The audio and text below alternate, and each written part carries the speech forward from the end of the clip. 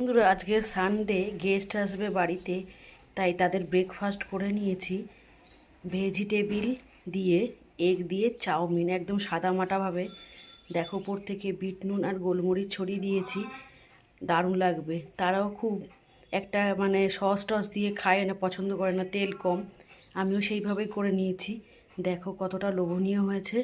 এইভাবে করে খেলে কিন্তু কোনো প্রবলেম হয় না, তাই না বন্ধুরা? চাউমিন খেতে বাচ্চা বুড়ো সবাই ভালোবাসে। ঠিক আছে, কেমন লাগলো রেসিপিটা কমেন্ট করে জানাবে।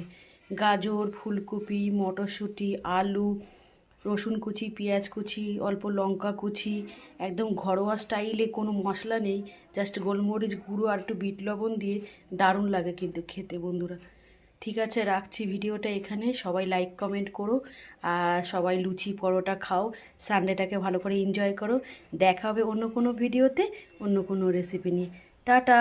সবাই ভিডিও রিলেটেড কমেন্ট করো কিন্তু, ঠিক আছে?